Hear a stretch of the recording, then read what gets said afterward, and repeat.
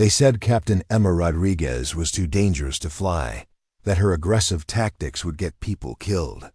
What they didn't understand was that sometimes salvation comes from the very recklessness others fear. In 18 months of grounding, the Air Force had tried to break the spirit of their most decorated A-10 pilot. But when a convoy of American soldiers found themselves trapped in a kill zone with no way out, they would discover that the woman they'd labeled as reckless was exactly the kind of pilot who could navigate the impossible. Before we jump back, tell us where you're tuning in from, and if this story touches you, make sure you're subscribed, because tomorrow I've saved something extra special for you. The morning sun painted the Arizona desert in shades of amber and gold as Emma Rodriguez walked across the tarmac of Riverside Flight Academy, her worn leather flight jacket a stark contrast to the pristine polo shirts worn by her civilian colleagues. At 34, she moved with the purposeful stride of someone who had once commanded respect in the most dangerous skies on Earth, but now spent her days teaching nervous teenagers how to execute basic turns in single-engine Cessnas. The flight school was a modest operation, housing 6 aircraft that had seen better decades and an office building that doubled as classroom space for aspiring pilots who dreamed of airline careers or weekend adventures. Emma's students were enthusiastic but painfully inexperienced. Their biggest concern, whether they'd remember to lower the landing gear rather than whether enemy fire would tear their aircraft apart before they could complete their mission. Dr. Lisa Chun, the Academy's administrator, waved from the office window as Emma approached the building for her first class of the day. Lisa had been skeptical when Emma first applied for the instructor position, questioning whether someone with her military background could adapt to the patient requirements of civilian flight training. 18 months later, Emma had proven herself to be surprisingly effective at teaching basic aviation principles, though Lisa sometimes caught glimpses of something restless and unfulfilled in her instructor's eyes. Emma's classroom was sparse but functional, decorated with basic aerodynamics charts and photos of various aircraft types that looked almost quaint compared to the sophisticated machines she'd once piloted through combat zones. Her students filed in with the mixture of excitement and nervousness that characterized people about to learn skills that could either liberate them or kill them if executed incorrectly.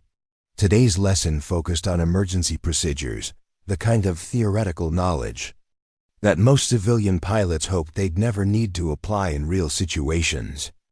Emma stood before the whiteboard, explaining engine failure protocols with the same calm competence she'd once used to brief combat missions, though her current audience would never face anything more dangerous than mechanical problems or unexpected weather. Emergency situations require immediate decision-making based on training and experience, Emma explained to her class of 8 students, most of whom were in their early 20s with dreams of commercial aviation careers. When systems fail, you don't have time for second-guessing or committee decisions. You assess the situation, identify your options, and execute the response that gives you the best chance of survival. Mark Stevens, a particularly eager student who'd been working toward his private pilot license for 6 months, raised his hand with the kind of question that revealed both genuine curiosity and complete inexperience with actual danger. Ms. Rodriguez, have you ever been in a real emergency situation where you had to make those kinds of split-second decisions? Emma paused, her mind automatically filtering through memories of Afghanistan and Iraq, where emergency decisions had been measured in seconds and mistakes resulted in casualties rather than failed test scores. She'd learned to navigate these questions carefully, providing enough honesty to maintain credibility while avoiding details that would raise uncomfortable questions about her background. Every pilot encounters situations that require immediate responses, she replied diplomatically. Weather changes, mechanical problems, communication failures. The key is maintaining situational awareness and having confidence in your training when circumstances become challenging. The answer satisfied her students, But Emma knew it barely scratched the surface of what emergency decision-making actually meant, when lives depended on precision execution under extreme stress. She'd made hundreds of such decisions during her military career, each one carrying consequences that extended far beyond personal survival to encompass the safety of ground forces who depended on close air support. After class, Emma walked to the small hangar where the Academy's aircraft were maintained, finding solace in the familiar sounds and smells of aviation operations. Preparing and narrating this story took us a lot of time, so if you are enjoying it, subscribe to our channel. It means a lot to us. Now back to the story. The civilian aircraft seemed almost toy-like compared to the A-10 Thunderbolt II she'd once flown, but they still represented the fundamental principles of flight that had shaped her entire adult life. Her secure phone, a device she'd carried for 18 months despite never receiving a single message, was tucked away in her flight bag among charts and instructional materials. Emma had kept the encrypted communication device partly from habit and partly from an irrational hope that someday her former life might offer redemption for the incident that had ended her military career. The incident. Emma's thoughts drifted unwillingly to that day in Kandahar province when she'd made a decision that saved 12 Marines but violated direct orders and resulted in her immediate grounding. She'd seen the ambush developing, watched enemy forces positioning themselves to eliminate an isolated patrol, and made the split-second choice to provide close air support despite explicit instructions to maintain altitude and await clearance. Her unauthorized low-altitude gun run had scattered the enemy forces and allowed the Marines to reach safety, but it had also exposed her aircraft to ground fire and violated flight safety protocols that existed for valid reasons. The subsequent investigation had focused on her insubordination and reckless endangerment of expensive military equipment rather than the lives she'd preserved through decisive action.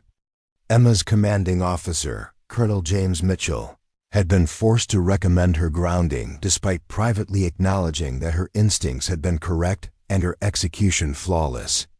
The politics of military aviation demanded adherence to established procedures, even when those procedures proved inadequate for dynamic combat situations.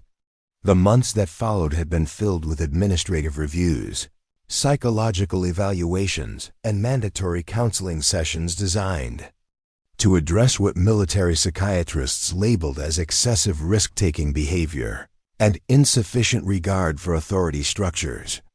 Emma had endured the process with the same discipline she'd applied to combat operations, understanding that her career was over, but maintaining professional demeanor throughout the bureaucratic dismantling of her life's work. Now she taught civilian students how to perform gentle turns and standard approaches, her hands demonstrating techniques that had once guided precision strikes against enemy positions. The irony wasn't lost on her that the Air Force had determined she was too dangerous to fly military aircraft, but perfectly acceptable to instruct civilian pilots who might someday carry passengers or cargo in commercial operations. Emma's apartment was a 15-minute drive from the Flight Academy, a modest one-bedroom space that she'd furnished with the minimal efficiency of someone accustomed to temporary quarters and frequent relocations. The walls displayed her civilian flight instructor certificates alongside a few carefully selected military commendations that didn't reveal the full extent of her combat experience. Her evening routine included physical fitness training that maintained the conditioning required for high-performance flight operations, despite having no current need for such capabilities. Emma ran 5 miles through desert trails each evening, her pace and endurance reflecting standards that far exceeded civilian requirements, but felt necessary for maintaining her sense of professional identity. The secure phone sat on her kitchen counter each night, silent and apparently forgotten, but Emma's eyes inevitably found it during her dinner preparations. 18 months of carrying the device had produced no communications, leading her to wonder if her contact information had been permanently deleted from whatever systems managed classified operations. She'd built a careful life around the edges of her former profession, close enough to aviation to maintain her skills and identity, but distant enough from military operations to avoid the painful reminders of what she'd lost. The Flight Academy provided purpose and income while allowing her to share knowledge that might benefit the next generation of pilots, even if they'd never faced the challenges that had defined her own career. Emma's students respected her expertise without understanding its origins, appreciating her calm competence and practical approach to flight instruction. They saw a skilled pilot who'd chosen civilian education over more lucrative opportunities, never suspecting that their instructor had once been among the most feared close air support pilots in active service. Dr. Chun occasionally asked gentle questions about Emma's background, sensing there were stories behind the impressive qualifications and military bearing that her instructor displayed. But Emma had become expert at deflecting such inquiries with professional courtesy and just enough information to satisfy curiosity without revealing details that might compromise her carefully constructed civilian identity. The evening news often featured stories about ongoing military operations in regions where Emma had once flown combat missions, but she'd learned to avoid such programming to prevent the emotional responses that came with memories of lost colleagues and unfinished business. Instead, she focused on aviation journals and civilian flight training materials that kept her current with industry developments without triggering painful associations. Sometimes, during particularly quiet moments, Emma wondered if she'd made the right choice in accepting her grounding rather than fighting the administrative decision through military appeals processes. But she understood that challenging the Air Force's judgment would have required admitting that her actions had been calculated risks rather than impulsive mistakes, effectively arguing for the kind of aggressive tactics that made her superiors uncomfortable. The truth was that Emma had never been reckless in the way her critics suggested. Every seemingly dangerous maneuver had been based on careful assessment of tactical situations and calculated acceptance of risk in service of mission objectives. Her low-altitude attacks had been precisely executed responses to dynamic combat conditions, not examples of poor judgment or insufficient discipline. But military aviation valued predictability and adherence to established procedures over individual initiative and tactical innovation. Pilots who deviated from standard protocols, even successfully, were viewed as potential liabilities rather than tactical assets. Emma's record of mission success had been overshadowed by concerns about her willingness to operate outside approved parameters. Her apartment's small balcony provided a view of the desert landscape that stretched toward the mountains where civilian aircraft practiced basic maneuvers under instructor supervision. Emma often stood there in the evenings, watching small planes execute the same fundamental exercises she now taught, their pilots blissfully unaware of how much more complex and dangerous aviation could become under different circumstances. The secure phone buzzed. Emma stared at the device for several seconds, her mind struggling to process the reality of receiving a communication after 18 months of silence. The encrypted display showed a priority message with authentication, codes that she recognized despite the extended period since her last operational briefing.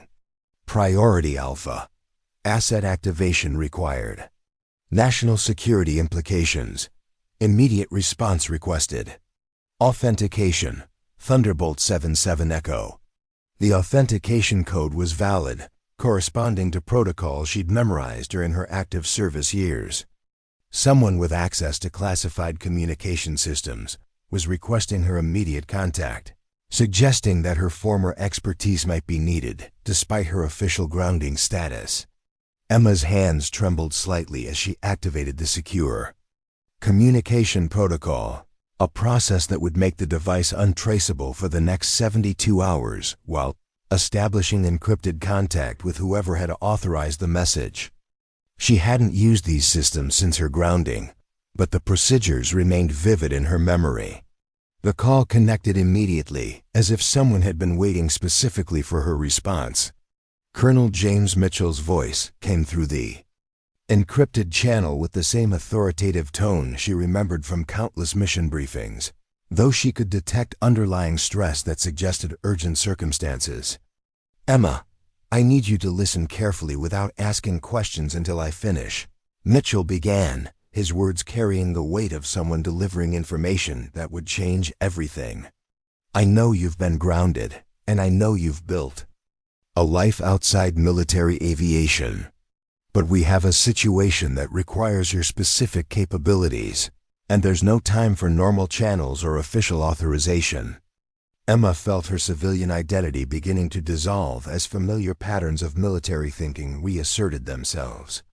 The careful boundaries she'd established between her current life and former profession were already blurring as Colonel Mitchell continued his briefing. "A special operations convoy is pinned down in Kandahar province. Weather conditions have grounded all conventional air support, and satellite imagery shows the team is surrounded by hostile forces in prepared positions. Standard rescue protocols are unavailable due to the storm system, and we're looking at a complete loss of personnel if we can't provide immediate close air support." The tactical situation crystallized in Emma's mind with automatic precision, her training reasserting itself despite 18 months of civilian instruction duties. Weather-related grounding of conventional assets suggested visibility and wind conditions that would challenge even experienced combat pilots, while the mention of prepared enemy positions indicated a deliberate ambush rather than opportunistic engagement. "Emma, I need you to understand something," Mitchell continued, his voice carrying the weight of command decisions that balanced political considerations against operational necessity. "This isn't an official mission. If you participate, it's as a civilian contractor with full knowledge that your government cannot acknowledge your involvement if things go wrong. No backup, no official support, no rescue if you're shot down." The familiar weight of impossible choices settled over Emma's shoulders, reminiscent of the decision-making that had characterized her entire military career. Accept a mission that violated established protocols in service of objectives that transcended personal safety, or maintain the safe boundaries of civilian life, while knowing that others would pay the price for her caution. "What makes you think I can succeed where conventional assets have failed?" Emma asked, though she already understood the answer from her knowledge of A-10 capabilities and her own experience with extreme weather operations. "Because the mission requires exactly the kind of low-altitude, high-risk flying that got you grounded in the first place," Mitchell replied. "We need someone willing to operate below the weather ceiling in conditions that would violate every safety protocol we've established. Someone whose tactical instincts matter more than their willingness to follow standard procedures." Emma realized that her grounding had been based on the same capabilities that now made her uniquely qualified for this mission. The aggressive tactics that military administrators had labeled as reckless were exactly the skills needed to navigate the impossible conditions that had stranded the convoy beyond reach of conventional rescue operations. "Timeline for deployment?" she asked, her question indicating acceptance before she'd consciously made the decision to participate. "Wheels up in 6 hours, Mitchell responded. "There's a civilian contractor aircraft waiting at Luke Air Force Base that will transport you to Bagram Airfield. The A-10 you'll be flying is currently being prepped by maintenance crews who've been told they're supporting a classified training exercise." Emma looked around her apartment, noting the civilian certificates on her walls and the quiet life she'd constructed around her former profession. In 6 hours, she would be returning to the world that had shaped her identity and then rejected her for being too effective at missions that required capabilities beyond normal parameters. "Colonel, I need absolute honesty about something," Emma said, her voice carrying the authority of someone who'd commanded respect in the most dangerous circumstances imaginable. "Is this mission viable, or are you asking me to attempt something that will result in my death, along with the people I'm supposed to save?" Mitchell's pause suggested he was weighing the same question that had occupied Emma's thoughts since receiving the activation message. The silence stretched long enough to indicate that conventional wisdom would classify the mission as improbable rather than merely difficult. Emma, if I thought anyone else could do this, I wouldn't be making this call, he finally replied. But the weather conditions and tactical situation require someone with your specific combination of experience and willingness to operate outside established safety margins. The convoy has maybe 12 hours before their position becomes completely untenable. Emma thought about her students at the flight academy, young pilots who would arrive tomorrow expecting to learn basic aviation principles from an instructor whose biggest concern was teaching proper landing techniques. They would never know that their teacher had disappeared into a classified mission that officially didn't exist, risking everything to save people she'd never met in conditions that challenged the limits of human capability and mechanical reliability. But somewhere in Afghanistan, American soldiers were counting down their final hours while surrounded by enemies who intended to ensure that none of them survived to report what they'd discovered. The same instincts that had gotten Emma grounded were now telling her that she represented their only realistic chance of extraction from an impossible situation. "Send me the tactical briefing materials," Emma said, crossing the threshold from civilian instructor back to combat pilot with the same decisive commitment that had characterized every significant decision in her military career. "I'll need current weather data, enemy disposition, and detailed intelligence about the convoy's exact position and condition." Colonel Mitchell's relief was audible through the encrypted communication channel, suggesting that Emma's acceptance had resolved concerns that extended far beyond the immediate tactical situation. Someone with authority over classified operations had determined that this mission justified activating a grounded pilot and risking the exposure of capabilities that were supposed to remain hidden. "Emma, there's one more thing you need to understand," Mitchell added, his tone shifting to the careful language of someone delivering information that carried legal and political implications. "The convoy isn't just carrying routine supplies. They've discovered intelligence about terrorist operations that could prevent attacks on American soil. If that information is lost, the consequences extend far beyond military casualties." The stakes clarification transformed Emma's understanding of the mission from personnel rescue to national security operation, adding layers of complexity and importance that justified the extraordinary measures being taken to provide air support. She was being asked to risk everything not just to save fellow soldiers, but to protect intelligence that might prevent civilian casualties in future terrorist attacks. "Understood," Emma replied, her response encompassing acceptance of both the mission parameters and the broader implications of success or failure. "I'll be at Luke Air Force Base in 4 hours for transport and final briefing." As she ended the secure communication, Emma looked around her apartment one final time, understanding that the next 24 hours would either restore her to the profession she'd lost or end her life in service of objectives that transcended personal concerns. The woman who'd been grounded for recklessness was about to discover whether 18 months of civilian instruction had dulled the tactical instincts that had once made her legendary among A-10 pilots. Her secure phone went dark as encryption. Protocols reset for the next phase of the operation, leaving Emma alone with the weight of decisions that would determine not just her own fate, but the survival of people who were depending on capabilities that existed beyond the boundaries of conventional military doctrine.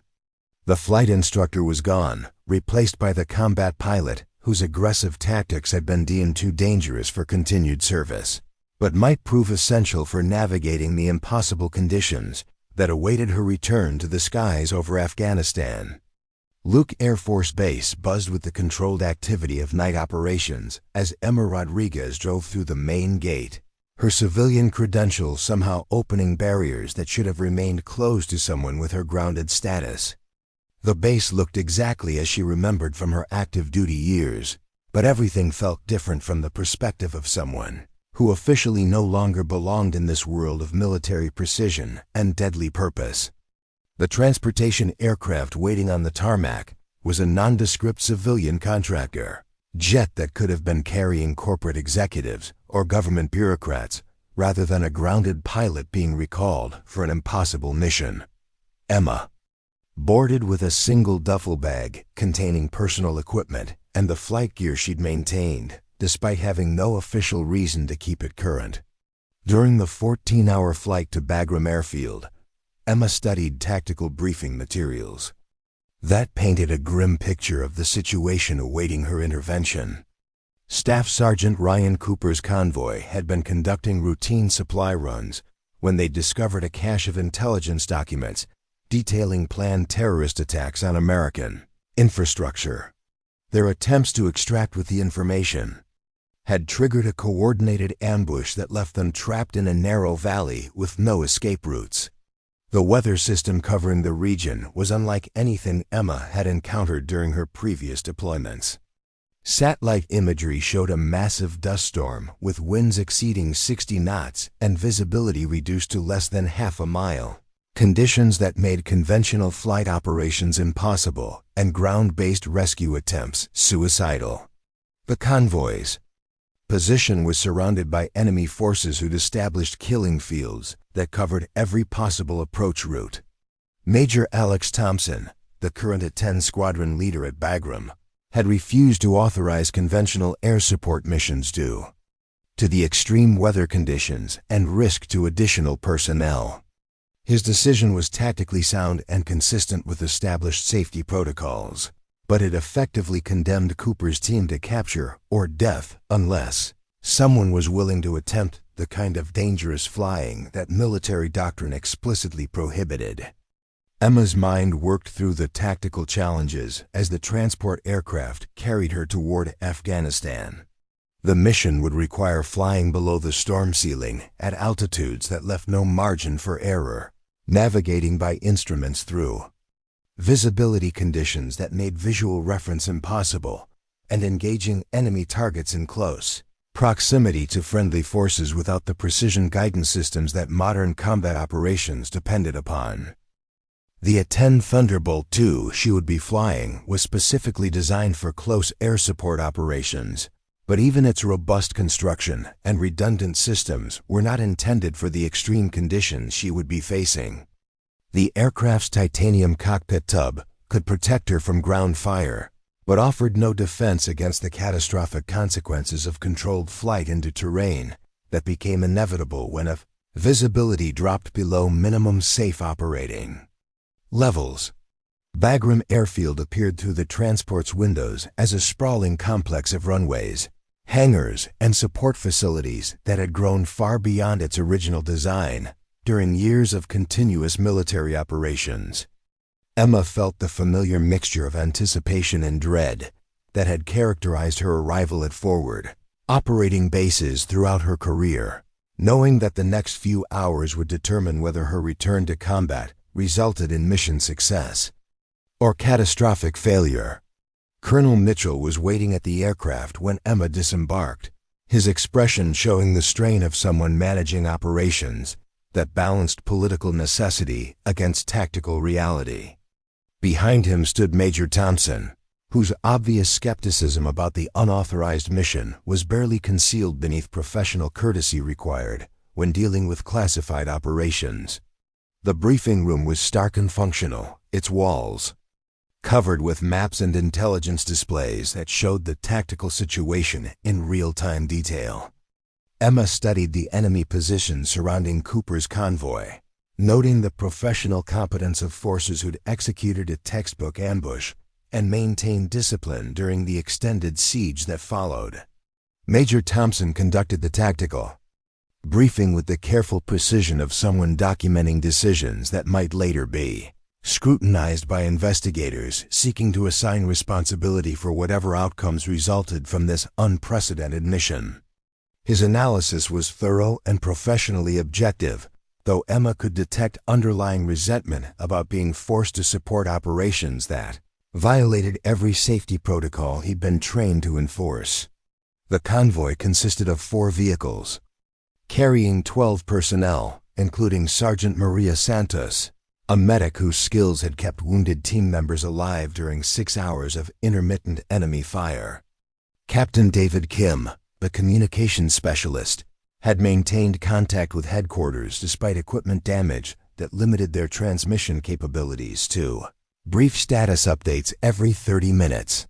Intelligence reports indicated that the enemy forces included at least 40 fighters armed with automatic weapons, rocket-propelled grenades, and heavy machine guns positioned on high ground that commanded complete observation and fire control over the valley floor. Their discipline and coordination suggested professional military training, rather than the opportunistic tactics typically employed by local militia groups.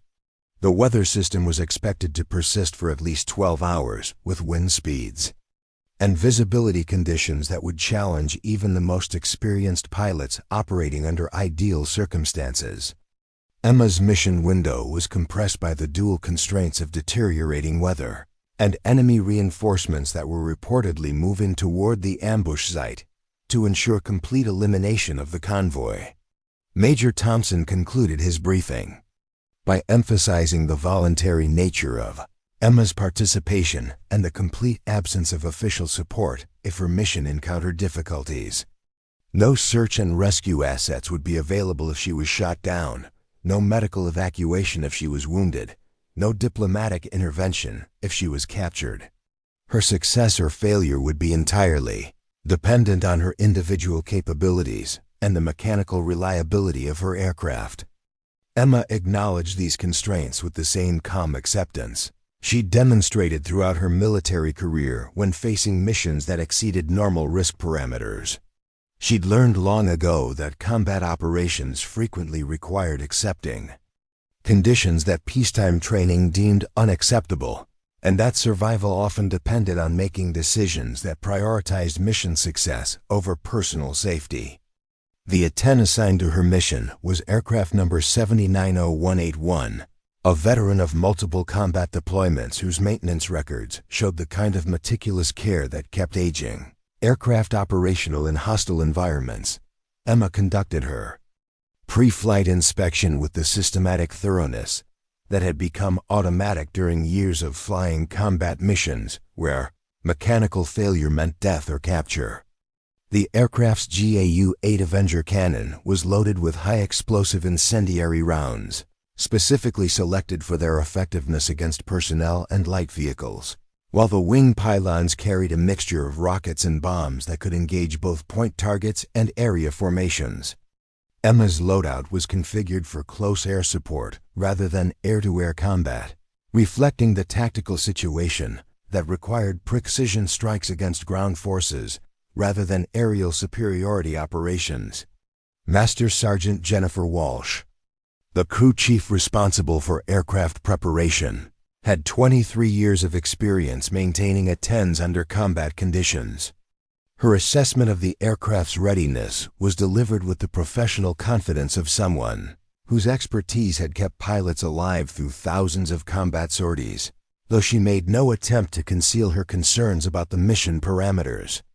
The weather briefing provided by Captain Nicole Torres, the base meteorologist, confirmed that conditions were deteriorating faster than initial forecasts had predicted. Wind speeds were increasing toward the upper limits of safe flying weather, while visibility was dropping to levels that would challenge even instrument-rated pilots operating in controlled airspace with ground-based navigation assistance. Emma's flight path to the target area would take her through mountain passes where terrain clearance margins were measured in hundreds of feet rather than the thousands that provided comfortable safety buffers. Navigation would depend entirely on GPS coordinates and instrument references, since visual landmarks would be invisible through the dust storm conditions that covered the entire operational area. The tactical situation had evolved since the initial briefing, with intercepted communications indicating that enemy forces were preparing to assault the convoy's position rather than maintaining the siege that had characterized the first 6 Hours of engagement. Cooper's team had perhaps 90 minutes before their defensive perimeter was overwhelmed by coordinated attacks from multiple directions. Emma climbed into the A-10's cockpit with movements that felt natural despite 18 months away from combat aircraft, her hands automatically finding switches and controls, whose positions were embedded in muscle memory from thousands of hours of flight operations. The familiar smell of jet fuel and hydraulic fluid filled her nostrils as she began the startup sequence that would bring the aircraft's systems online. Colonel Mitchell's voice crackled through her headset as she completed pre-flight checks, his final instructions carrying the weight of someone authorizing operations that exceeded his official authority. Emma's mission was classified at levels that prevented normal documentation, meaning her actions would either be quietly celebrated or officially denied depending on their outcomes. The runway stretched ahead of her through swirling dust that reduced visibility to barely acceptable levels for takeoff operations. Emma advanced the throttles with steady pressure, feeling the A-10's twin engines spooling up to full power as the aircraft accelerated toward flying speed. The familiar sensation of rotation and liftoff brought back memories of hundreds of combat missions, each one carrying risks that had somehow failed to result in the catastrophic consequences that military administrators insisted were inevitable.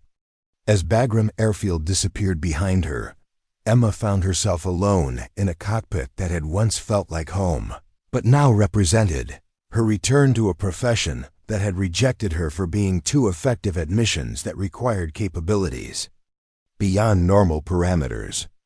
The desert landscape below was invisible through the dust storm, forcing her to rely entirely on instruments and navigation systems, whose accuracy would determine whether she reached the target area or flew into mountainous terrain at 300 knots. The tactical radio frequencies carried intermittent transmissions from Cooper's convoy, their voices maintaining professional discipline, despite circumstances that would have justified panic from less experienced personnel. Emma could hear the strain of prolonged combat stress in their communications, along with references to casualties and ammunition shortages that indicated their situation was approaching the point where organized resistance would become impossible. Her aircraft performed flawlessly as she navigated through weather conditions that challenged the limits of both human capability and mechanical reliability. The A-10's robust design and redundant systems provided confidence that she could complete her mission despite environmental factors that would have grounded more sophisticated aircraft. But Emma understood that her margin for error was measured in seconds rather than minutes. The GPS coordinates for Cooper's position appeared on her navigation display as she approached the target area, though visual contact remained impossible through dust and debris that transformed the landscape into a uniform brown void. Emma began her descent toward the valley floor, knowing that her next few minutes would determine whether 12 American soldiers survived to report the intelligence they'd discovered or died in a remote Afghan valley that would become their unmarked grave. The enemy positions were invisible from her altitude, but Emma's tactical training allowed her to visualize their likely locations based on terrain features and standard ambush techniques. She would have one opportunity to identify and engage hostile forces before her presence triggered defensive responses that would make subsequent attacks significantly more dangerous. Captain David Kim's voice cut through radio, static with coordinates and target descriptions that would guide Emma's initial attack run, his professionalism remarkable considering that he was directing close air support while under direct enemy fire. The intelligence specialist had somehow maintained communication equipment functionality despite hours of combat that had damaged most of their other systems. Emma rolled her aircraft into the attack profile that would bring her within range of ground targets, accepting the increased vulnerability that came with low-altitude operations in exchange for the precision required to engage enemies positioned close to friendly forces. Her hands moved across weapon controls with automatic efficiency as she prepared to demonstrate whether 18 months of civilian flight instruction had dulled the tactical instincts that had once made her legendary. Among A-10 pilots, the dust storm continued to rage around her aircraft as she approached the valley where Cooper's convoy was fighting for survival. The weather conditions that had grounded conventional air support now providing concealment for the kind of dangerous flying that had gotten her banned from military aviation. Emma's secure radio crackled with final target updates from forces on the ground, their voices carrying the desperate hope of people whose lives depended on capabilities that existed beyond the boundaries of approved tactical doctrine. Her cockpit windscreen, the Afghan landscape remained invisible except for brief glimpses of terrain features that appeared and vanished in the swirling dust. Emma flew by instruments and instinct, her aircraft maintaining precise altitude and heading despite atmospheric conditions that would have challenged pilots with twice her experience, guided by navigation systems whose accuracy had been proven through years of combat operations in similar environments. The tactical situation was evolving rapidly as enemy forces prepared their final assault on Cooper's position, their communications intercepted by intelligence assets who relayed real-time updates about hostile movements and attack preparations. Emma had perhaps 20 minutes to identify and neutralize the threats surrounding the convoy before their defensive perimeter collapsed under coordinated attacks from multiple directions. Her weapons system showed ready status as she approached the target coordinates, the A-10's GA-U-8 cannon and wing-mounted ordnance prepared for the precision strikes that would determine whether her return to combat resulted in mission success or added her name to the casualty lists that documented the cost of operations conducted beyond the margins of acceptable risk. Sergeant Maria Santos transmitted medical status updates that indicated multiple wounded personnel whose conditions were deteriorating despite her professional care, their survival dependent on evacuation that could only occur after the enemy positions were eliminated. Emma's mission had expanded beyond tactical engagement to include time-critical medical considerations that added urgency to an already compressed operational timeline. The valley floor appeared intermittently through breaks in the dust storm, revealing terrain features that matched the intelligence briefings Emma had studied during her flight from Bagram. She could identify the general area where Cooper's convoy was positioned, though specific vehicle locations remained invisible. Through the atmospheric conditions that provided both concealment and navigation challenges, Emma's tactical radio reception improved as she descended toward engagement altitude, allowing her to monitor the ground situation with greater clarity, while preparing for attack runs that would require splitting her attention between target acquisition and terrain avoidance. The voices of Cooper's team carried the professional calm of soldiers who understood their situation but maintained discipline despite circumstances that justified desperation. Major Thompson's voice cut through radio traffic with updated intelligence about enemy reinforcements approaching the ambush site, their estimated arrival time creating additional pressure on Emma's already compressed mission timeline. She would need to eliminate the existing threats and extract the convoy before additional hostile forces arrive to complicate an already dangerous tactical situation. The dust storm showed no signs of abating as Emma positioned her aircraft for the initial attack run, the weather conditions that had made conventional air support impossible now providing the concealment she needed to approach enemy positions without detection. Her A-10 flew through atmospheric turbulence that tested both her skills and the aircraft's structural limits, but remained stable enough for the precision flying that successful close air support required. Staff Sergeant Ryan Cooper's voice emerged from radio static with final coordination instructions, his words carrying the authority of someone who'd maintained command discipline, despite hours of combat stress and the knowledge that his team's survival depended on the effectiveness of air support from a pilot whose official status remained classified. Emma acknowledged his transmission while beginning the attack sequence that would either save 12 American lives or add her own name to the casualty reports that documented the cost of missions conducted beyond approved parameters. The target area spread below her aircraft as she descended through dust and debris that transformed familiar terrain into an alien landscape, where visual references became meaningless and survival depended entirely on instruments whose accuracy had been proven through years of combat operations. Emma's hands moved across weapon controls with automatic precision as she prepared to demonstrate whether the aggressive tactics that had gotten her grounded were exactly the capabilities needed to navigate impossible conditions and achieve mission success against overwhelming odds. Emma's first glimpse of the convoy came through a momentary break in the dust storm. 4 vehicles arranged in a defensive circle on the valley floor, while muzzle flashes sparkled from the surrounding ridges. Like deadly fireflies in the brown twilight, Staff Sergeant Ryan Cooper's voice crackled through her headset with urgent coordinates as enemy mortar bracketed his position, the explosion sending fountains of dirt and debris skyward through the swirling dust. The tactical situation was worse than the briefing materials had indicated.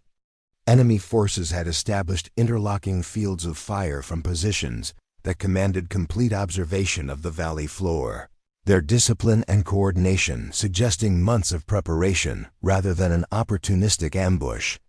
Emma counted at least 6 heavy weapons positions on the ridgelines, each one capable of devastating any vehicle that attempted to break from the convoy's defensive perimeter. Captain David Kim's communications equipment had sustained additional damage since her departure from Bagram, forcing him to relay targeting information in abbreviated transmissions that carried maximum information in minimum time. His professionalism remained intact despite the deteriorating tactical situation, though Emma could detect the strain of someone coordinating air support while simultaneously engaging ground targets at close range.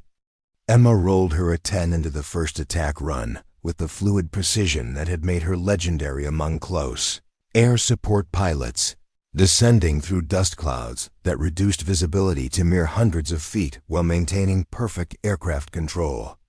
The enemy positions revealed themselves through muzzle flashes and rocket trails, their locations becoming clear as her presence drew fire from multiple directions simultaneously.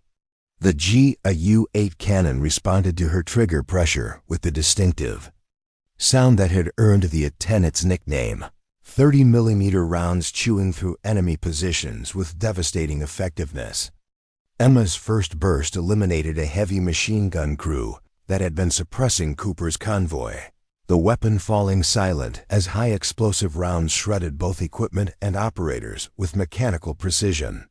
Banking hard to avoid retaliatory fire, Emma climbed back into the dust storm while planning her next attack run. The enemy forces were already adapting to her presence, shifting positions and adjusting their tactics to counter the air threat that had suddenly materialized from weather conditions they'd assumed made flight operations impossible. Sergeant Maria Santos transmitted casualty reports that painted a grim picture of the medical situation developing within the convoy's perimeter. 3 team members had sustained serious wounds that required immediate evacuation, while ammunition supplies were approaching critical levels after 6 hours of continuous engagement. Emma's mission had evolved from tactical air support to time-critical rescue operation. The second attack run targeted a mortar position that had been systematically destroying the convoy's vehicles, Emma's rockets impacting with precision that eliminated the weapon crew while preserving the rocky outcropping that provided cover for Cooper's forces. Her ordnance selection and delivery demonstrated the tactical judgment that had once made her indispensable for missions requiring surgical precision under extreme conditions. Enemy small arms fire tracked her aircraft as she maneuvered through the valley, tracer rounds creating streams of light through the dust-filled air. Emma's aggressive maneuvering kept her A-10 moving unpredictably while maintaining the stable platform necessary for accurate weapons delivery. her flying skills enabling tactical capabilities that exceeded normal parameters for close air support operations. The dust storm was actually working to her advantage now, providing concealment that allowed her to approach enemy positions without detection, while their return fire became increasingly ineffective due to limited visibility. Emma had learned to operate in conditions that challenged human perception, using instruments and instinct to maintain situational awareness when visual references became meaningless. Cooper's voice cut through radio static with target updates that revealed the true extent of enemy preparations.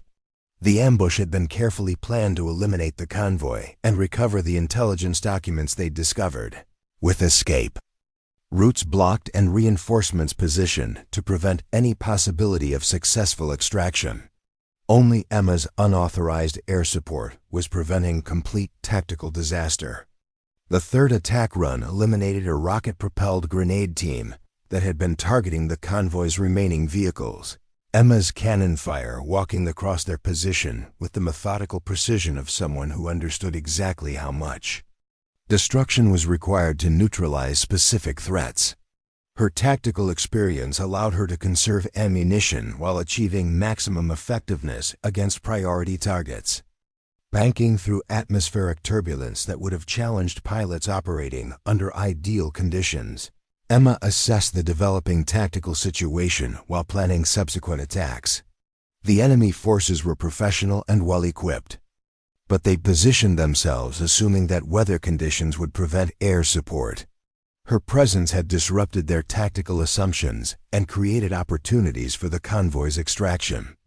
Captain Kim transmitted coordinates for enemy positions that remained active despite Emma's initial attacks, his target descriptions revealing detailed knowledge of hostile capabilities and dispositions. The intelligence specialist had somehow maintained observation of enemy movements while coordinating air support and managing communications equipment damaged by hours of combat operations. Emma's fourth attack run focused on suppressing enemy positions rather than eliminating them completely, her rockets and cannon fire forcing hostile forces to seek cover rather than maintain aimed fire against the convoy. The tactical shift created windows of opportunity that Cooper's team could exploit to improve their defensive positions and prepare for movement to extraction zones. The weather conditions were beginning to affect her aircraft's performance as dust infiltrated engine intakes and reduced power output measurably. Emma compensated with throttle adjustments and flight technique modifications that maintained tactical capability, despite environmental factors that challenged the limits of both human skill and mechanical reliability. Enemy reinforcements were approaching the ambush site, according to intercepted communications that Colonel Mitchell relayed through encrypted channels, their estimated arrival time adding urgency to an already compressed mission timeline. Emma needed to eliminate the remaining threats and extract Cooper's team before additional hostile forces arrived to complicate the tactical situation beyond her ability to manage. The fifth attack run targeted a command position that had been coordinating enemy defensive responses, Emma's precision bombing eliminating the leadership element that had maintained tactical discipline throughout the engagement. Without central coordination, the remaining enemy forces began operating independently rather than as a cohesive unit, reducing their overall effectiveness significantly. Sergeant Santos transmitted medical updates, indicating that wounded personnel required immediate evacuation to prevent casualties from becoming fatalities. Her professional assessment, carrying the authority of someone whose battlefield experience had taught her to recognize conditions that exceeded field treatment capabilities. Emma's mission success would be measured not just by tactical objectives, but by the medical outcomes that depended on rapid extraction. The dust storm was intensifying, rather than abating, with wind speeds increasing to levels that challenged even the A-10's robust design characteristics. Emma compensated with flight techniques that maintained aircraft control while preserving the precision necessary for close air support. her skills enabling operations that exceeded normal weather limitations for combat aircraft. Cooper's team began moving toward extraction coordinates that Emma had identified during her reconnaissance of the valley floor, their movement covered by suppressive fire that kept remaining enemy forces focused on survival rather than target engagement. The convoy's tactical discipline remained intact despite hours of combat stress, and the knowledge that their survival depended entirely on unauthorized air support. Emma's sixth attack run eliminated the last organized resistance position, her cannon fire walking across enemy fighters who had attempted to establish blocking positions along the convoy's escape route. The tactical situation was finally shifting in favor of the American forces, though time constraints and ammunition limitations required immediate execution of extraction procedures.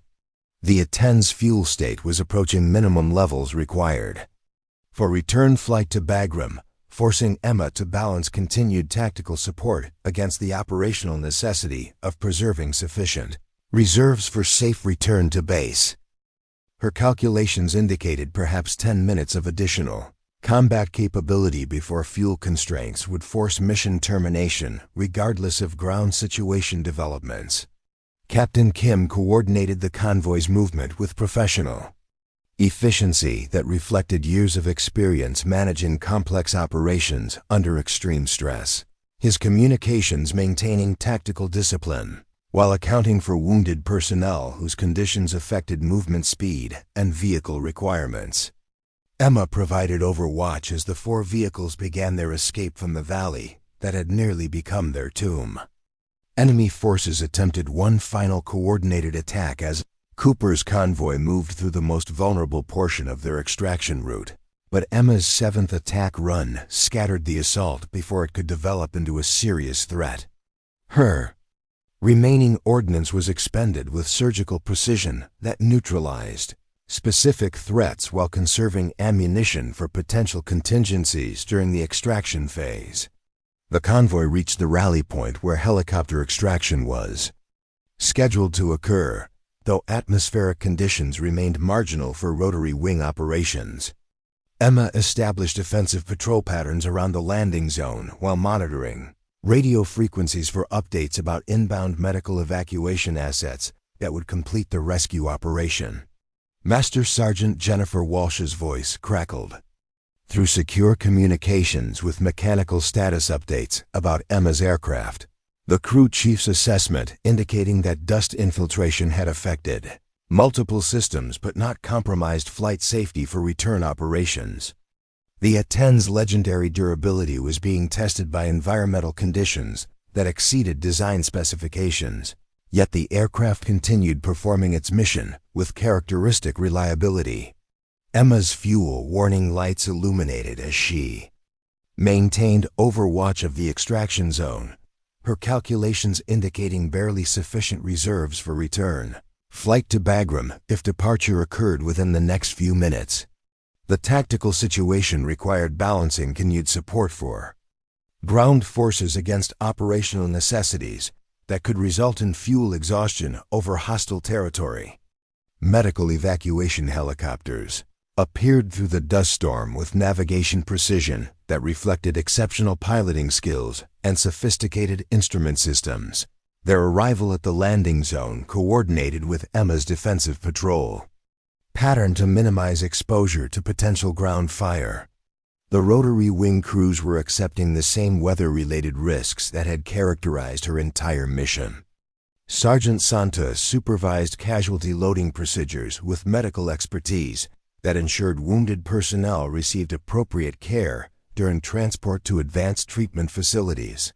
Her battlefield triage decisions determining priority sequences that balanced injury severity against aircraft capacity limitations. The evacuation operation proceeded with military efficiency despite environmental conditions that challenged normal procedures. Cooper transmitted final coordination instructions as his team prepared for extraction, his voice carrying the professional calm of someone who'd maintained command discipline throughout an engagement that could have justified panic from less experienced personnel.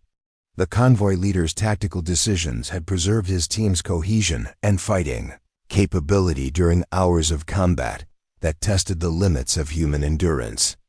Emma's final radio transmission acknowledged successful completion of the rescue operation, while confirming her departure for return flight to Bagram. Her mission summary delivered in the concise language that characterized combat operations conducted under extreme conditions. 12 American soldiers were alive and extracted because someone had been willing to attempt flying that exceeded all established safety parameters. The return flight to Bagram tested both Emma's skills and her aircraft's reliability as dust storm conditions persisted throughout the route home. Navigation depending entirely on instruments whose accuracy had been proven through years of combat. Operations in similar environments. Her A-10 performed flawlessly despite environmental stresses that had challenged every system to the limits of design specifications. Landing at Bagram occurred in visibility conditions that barely met minimum requirements for aircraft operations. Emma's approach, guided by instrument systems and ground control radar, that provided precision navigation through atmospheric conditions that transformed familiar runway environments into alien landscapes where visual references became meaningless. Colonel Mitchell was waiting as Emma shut down her engines, his expression showing the relief of someone whose unauthorized mission had achieved objectives that justified the extraordinary risks involved. Behind him stood Major Thompson, whose obvious respect for Emma's accomplishments was tempered by professional concerns about operations that violated established protocols. The mission debriefing revealed the full scope of intelligence that Cooper's team had recovered. Documents detailing terrorist plans that could have resulted in significant American casualties if the information had been lost along with the personnel who discovered it. Emma's unauthorized air support had prevented not just military casualties but potential civilian losses that might have numbered in the hundreds. Her A-10 showed evidence of environmental damage that would require extensive maintenance before return to operational status, the aircraft systems having performed beyond design specifications under conditions that tested every component to its ultimate limits. Master Sergeant Walsh conducted post-flight inspections with professional thoroughness that documented the aircraft's remarkable durability under extreme operating conditions. Emma's secure phone buzzed with a message from higher headquarters acknowledging mission success, while emphasizing the classified nature of operations that could never be officially documented or publicly recognized. Her return to combat aviation had been successful beyond all expectations, but it remained an accomplishment that existed only in the memories of people whose lives she'd saved. The intelligence documents recovered by Cooper's convoy would prevent terrorist attacks that might have killed hundreds of American civilians, though the successful mission would never appear in public records or official military histories. Emma's contribution to national security would remain hidden behind classification levels that protected operational methods and personnel involved in activities that officially never occurred. Dr. Lisa Shun's voice crackled through civilian communication channels with concerned inquiries about Emma's unexpected absence from scheduled flight instruction duties, her questions requiring careful responses that maintained security while explaining the emergency that had necessitated immediate travel. Emma's cover story would need to account for several days away from the flight academy without revealing her participation in classified operations. As she prepared to depart Afghanistan for return to civilian life, Emma realized that her mission had achieved more than tactical success or intelligence recovery. She'd proven to herself and others that the aggressive flying techniques that had gotten her grounded were exactly the capabilities required for operations that exceeded normal parameters, validating tactical instincts that had been labeled as dangerous by administrators who'd never faced similar conditions. The transport aircraft that would carry her back to Luke Air Force Base was the same civilian contractor jet that had brought her to Afghanistan. its nondescript appearance concealing the fact that it was returning a pilot whose unauthorized mission had prevented both military casualties and potential terrorist attacks on American soil. Emma's journey from grounded instructor to combat pilot was complete, though it represented an accomplishment that could never be officially acknowledged. Her duffel bag contained the same personal equipment and flight gear she brought to Afghanistan, plus commendation letters that would never appear in official personnel files, but documented the appreciation of people whose lives had been saved by someone willing to operate beyond established safety margins. Emma's return to civilian life would be complicated by knowledge that her capabilities remained relevant despite official determinations to the contrary. The Afghan landscape disappeared beneath cloud cover as her transport climbed toward cruising altitude, carrying Emma away from combat operations that had validated her tactical instincts while demonstrating that some missions required exactly the kind of aggressive flying that military administrators considered too dangerous for continued service. Her unauthorized return to combat aviation had been successful beyond all reasonable expectations, but it remained an achievement that existed outside normal recognition channels. Colonel Mitchell's final transmission acknowledged Emma's mission success while confirming that her grounded status remained unchanged, despite her demonstrated capabilities under extreme conditions. The political and administrative factors that had led to her original grounding were separate from tactical considerations that had made her uniquely qualified for missions requiring operations beyond established safety parameters. As the transport aircraft carried her toward Luke Air Force Base, an eventual return to civilian flight instruction, Emma understood that her brief return to combat operations had resolved personal questions about her capabilities while demonstrating that some missions required exactly the skills that had gotten her banned from military aviation.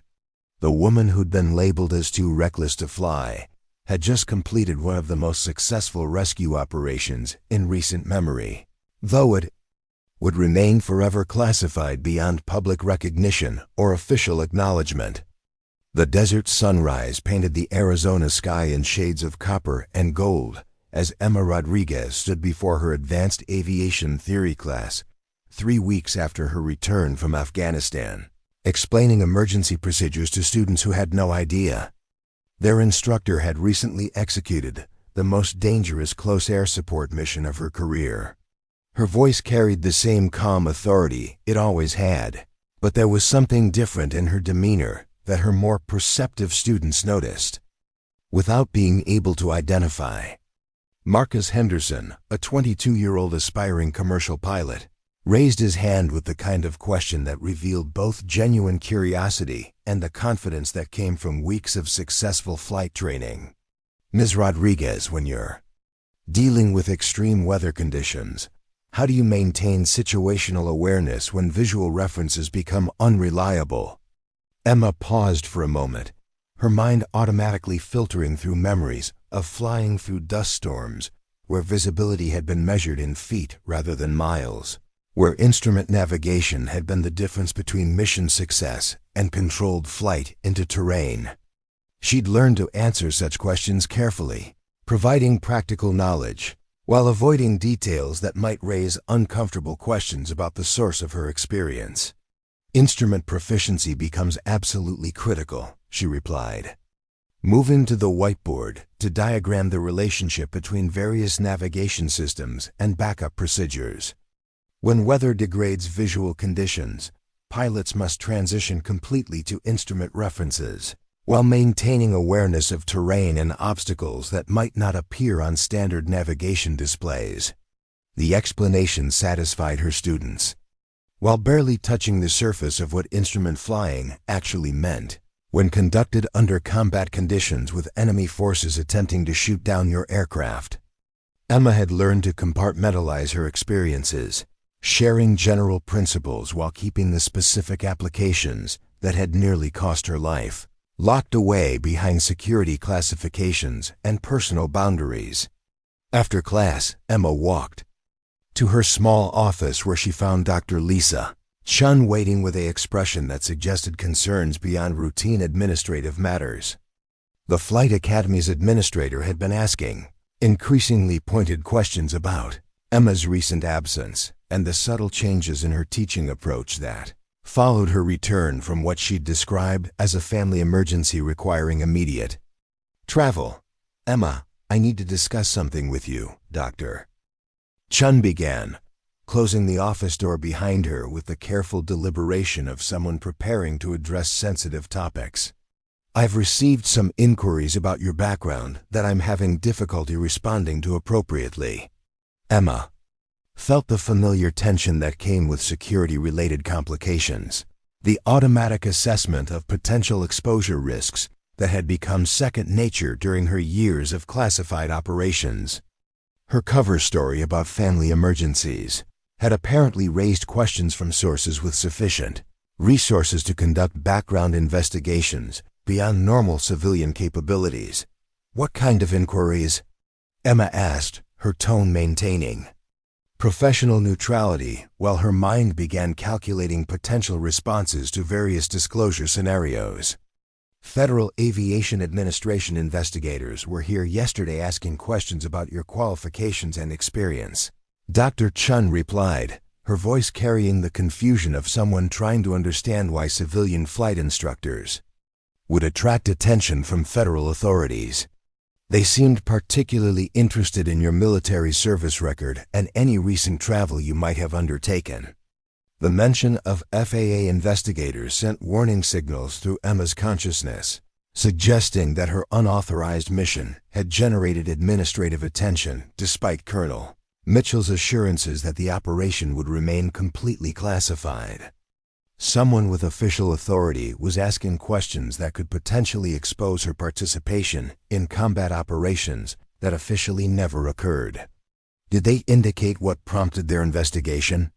Emma asked, maintaining calm professionalism, while preparing for the possibility that her civilian cover was being systematically compromised by people whose motivations remained unclear. "They mentioned something about reviewing instructor qualifications following reports of exceptional performance under challenging conditions," Dr. Chun replied, her expression showing the bewilderment of someone trying to understand why exceptional performance would trigger federal investigations rather than commendations. "Emma, what exactly happened during your family emergency that would attract this kind of attention?" Before Emma could formulate a response that balanced security requirements against Dr. Chun's legitimate concerns, her secure phone buzzed with an encrypted message that changed everything about her understanding of the current situation. The device's priority notification indicated communication from sources that possessed the highest levels of security clearance and operational authority. "Priority Alpha, asset status confirmation required. National recognition protocols activated. Congressional inquiry pending. Authentication, Warthog 99 Charlie." Emma stared at the message for several seconds, her mind struggling to process the implications of national recognition protocols being activated for operations that were supposed to remain permanently classified. Congressional inquiries suggested political attention that could either vindicate her career or expose operational methods that required absolute secrecy for continued effectiveness. "Dr. Chun, I need to make an urgent phone call," Emma said, her voice carrying the authority of someone whose civilian facade was beginning to crack under pressure from forces beyond normal administrative control. "This conversation will need to continue later today after I've had opportunity to clarify the situation with appropriate authorities." Dr. Chun nodded with the understanding of someone who recognized that her flight instructor was dealing with complications that extended far beyond normal employment issues, though she clearly had no idea about the actual scope of circumstances that were developing around Emma's presence at the flight academy. Emma activated the secure communication protocol and connected with Colonel Mitchell, whose voice carried a mixture of relief and concern that suggested developments beyond anything he'd anticipated when authorizing her unauthorized mission 3 weeks earlier. "Emma, We need to talk immediately about changes in your operational status. Mitchell began without preamble, his words carrying the weight of someone delivering information that would fundamentally alter her understanding of her current situation. The intelligence recovered during your mission has prevented 3 separate terrorist attacks on American infrastructure. Congressional leadership has been briefed on the operation's success, and they want to discuss official recognition. The mention of official recognition sent shockwaves through Emma's careful compartmentalization of her military and civilian identities. For 18 months, she'd lived with the understanding that her career had ended due to administrative decisions that labeled her flying as too dangerous for continued service. But now those same capabilities were being acknowledged as essential for national security operations. What kind of recognition are we discussing?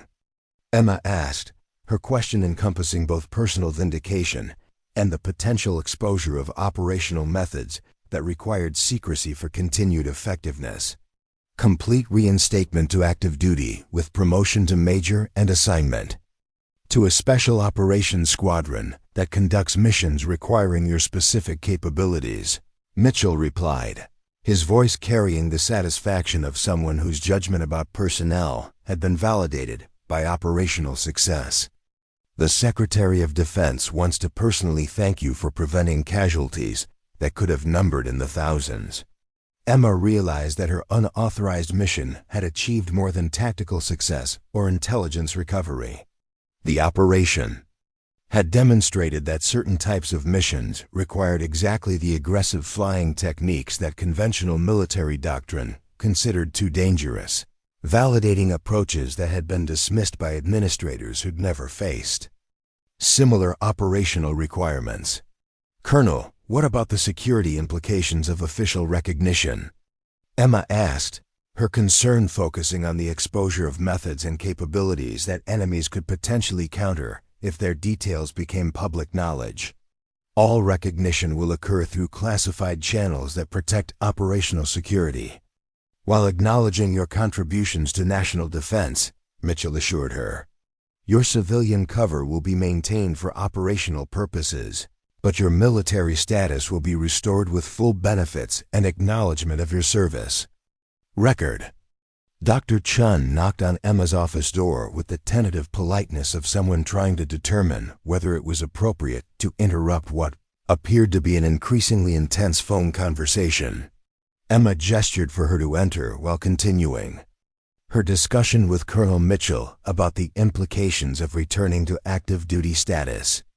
Emma, there's someone here who says he needs to speak with you immediately about matters of national security, Dr. Chun announced, her voice carrying the bewilderment of someone whose quiet flight academy had suddenly become the focus of federal attention beyond her understanding or control. Through her office window, Emma could see a man in a business suit standing near the main building with the patient posture of someone accustomed to waiting for security-cleared personnel to complete sensitive phone conversations. His presence suggested that developments were occurring faster than normal administrative channels could accommodate. Colonel, it appears that official representatives have arrived at my location, Emma informed Mitchell while observing the federal agent's professional demeanor and obvious comfort with conducting business in civilian environments that might harbor classified personnel. Agent Robert Martinez from the Defense Intelligence Agency, Mitchell confirmed. He's been authorized to brief you on the full scope of intelligence recovered during your mission and discuss your options for returning to active duty service. Emma concluded her secure communication and approached Agent Martinez, who presented credentials that confirmed his authority to discuss matters involving the highest levels of national security classification. His briefing materials were contained in a locked case that suggested information too sensitive for normal document handling procedures. Captain Rodriguez, I need to discuss the intelligence your mission recovered and its implications for ongoing national security operations, Martinez began, his professional demeanor indicating extensive experience managing classified information in civilian environments. The documents that Sergeant Cooper's team discovered have revealed terrorist planning that extends far beyond anything we previously understood. The briefing that followed painted a picture of terrorist networks whose sophistication and coordination had been underestimated by intelligence agencies that focused on conventional threats rather than the innovative approaches that characterized modern enemy operations. Emma's unauthorized air support had prevented the loss of intelligence that revealed planned attacks on critical infrastructure systems, whose disruption could have affected millions of American civilians. Agent Martinez's presentation included satellite imagery and intercepted communications that demonstrated how Emma's mission had disrupted terrorist timelines and forced enemy organizations to abandon months of preparation for coordinated attacks on power grids, transportation networks, and communication systems. The tactical success of her close air support had strategic implications that extended far beyond the immediate rescue of 12 soldiers. The intelligence community has recommended that you receive the Distinguished Flying Cross for your actions. During this mission, Martinez informed her, his words carrying the authority of someone delivering official recognition that had been approved at the highest levels of government. However, the presentation will occur through classified channels to protect the operational methods that made your success possible. Emma understood that official recognition represented vindication of the tactical approaches that had gotten her grounded acknowledgement that certain missions required exactly the kind of aggressive flying that conventional military doctrine considered too dangerous. Her return to active duty would be based on demonstrated capabilities rather than administrative concerns about exceeding established safety parameters. Dr. Chun listened to these developments with growing amazement, finally understanding that her flight instructor had been conducting operations that existed far beyond the boundaries of civilian aviation while maintaining perfect performance in routine teaching duties. The revelation explained the subtle changes she'd noticed in Emma's demeanor following her recent absence. "Ms. Rodriguez, I think I owe you an apology for questioning your absence," Dr. Chun said quietly, her voice carrying the respect of someone who'd realized that exceptional people sometimes dealt with responsibilities that extended far beyond normal employment obligations. "Your position here will remain available regardless of any decisions you make about returning to military service." Emma appreciated Dr. Chun's understanding while recognizing that her time as a civilian flight instructor was approaching an inevitable conclusion.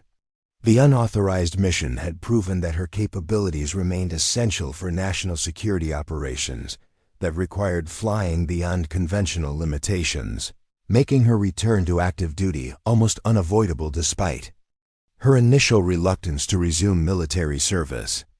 Agent Martinez concluded his briefing by explaining the timeline for Emma's reintegration into classified operations, including advanced training programs that would enhance her existing capabilities, while preparing her for missions that exceeded even her previous combat experience.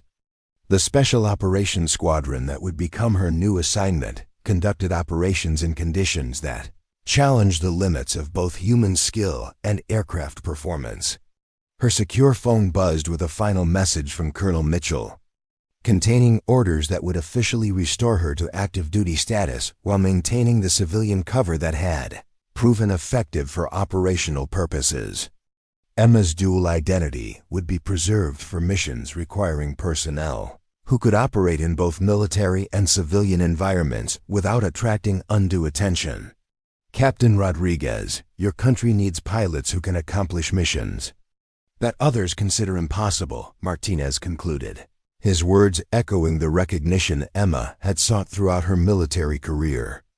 "Your unauthorized air support saved not just 12 soldiers, but potentially thousands of civilian lives that would have been lost if those terrorist attacks had succeeded." Emma looked around her small office with its civilian flight training materials and photos that told the story of someone who'd found peace in teaching basic aviation principles to students whose dreams centered on routine commercial or recreational flying.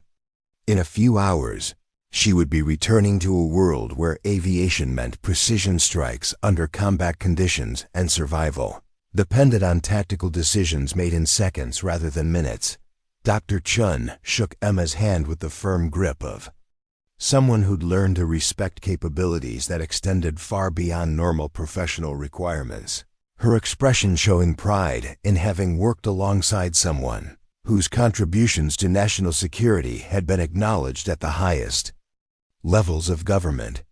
The Flight Academy had been honored by Emma's presence, even though her true accomplishments would remain forever classified. Agent Martinez escorted Emma to a waiting government vehicle that would transport her to Luke Air Force Base for immediate processing back into active duty status. Her civilian clothes and flight instructor materials replaced by military uniforms and classified operational equipment. The transformation from grounded pilot to special operations aviator was occurring with administrative efficiency that reflected high-level priority and official urgency.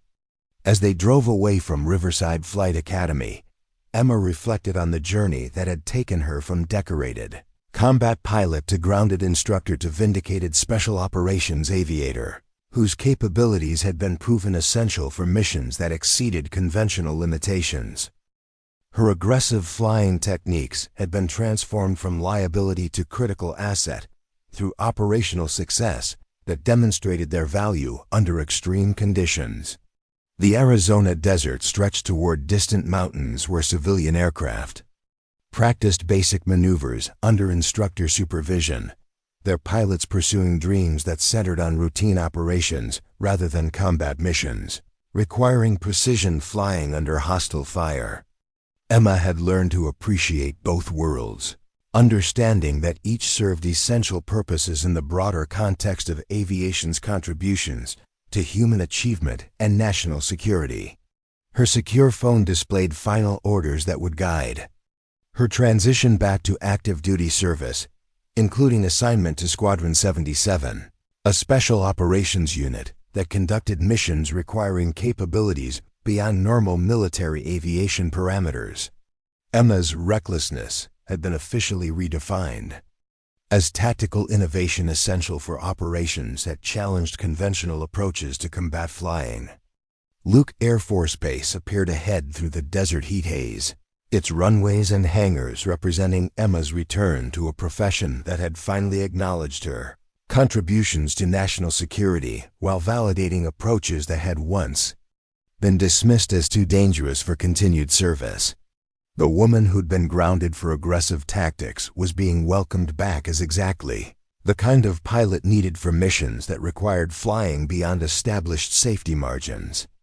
Colonel Mitchell was waiting at the base entrance with documentation that would restore Emma's active duty status and security clearances, his expression showing satisfaction at seeing capabilities properly recognized rather than dismissed due to administrative concerns that failed to account for operational realities. Emma's vindication was complete, though it would remain forever classified beyond public acknowledgement. The briefing room where Emma received her new assignment orders was the same one where she'd originally been informed about her grounding 18 months earlier, but the atmosphere was completely different. Instead of disciplinary action for violating established procedures, she was receiving recognition for demonstrating that certain missions required exactly the kind of innovative approaches that conventional doctrine considered unacceptable. Her new squadron commander, Lieutenant Colonel Sarah Williams, had personally requested Emma's assignment based on operational requirements that demanded pilots capable of accomplishing missions under conditions that challenged normal human and mechanical limitations.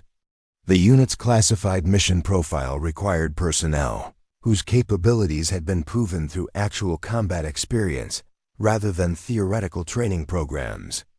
Emma's first operational briefing revealed the scope of missions that would characterize her new assignment, including operations in atmospheric conditions that grounded conventional aircraft and tactical situations, requiring precision flying that exceeded established safety parameters. Her aggressive techniques had found the perfect application in a unit that specialized in accomplishing impossible missions through exceptional individual capabilities. As she reviewed classified materials detailing her squadron's operational history, Emma realized that her grounding had been a temporary setback rather than career termination. The 18 months of civilian flight instruction had provided valuable perspective on aviation's broader applications while maintaining her skills for eventual return to military service when circumstances required capabilities that exceeded normal parameters. Her apartment near the flight academy would be replaced by on-base quarters appropriate for classified operations that required immediate availability for worldwide deployment, while her civilian flight instructor certification would be maintained as cover for operations requiring personnel who could blend into non-military aviation environments when missions demanded such capabilities. The secure phone that had remained silent for 18 months would now carry regular communications about missions that pushed the boundaries of what was considered possible in military aviation, while Emma's proven ability to operate beyond established safety margins would be applied to operations that served critical national security objectives requiring capabilities that few pilots possessed.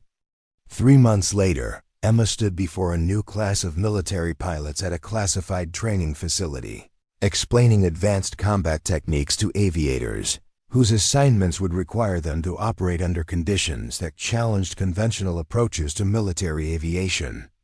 Her students were experienced combat pilots selected for their potential to excel in missions that exceeded normal operational parameters.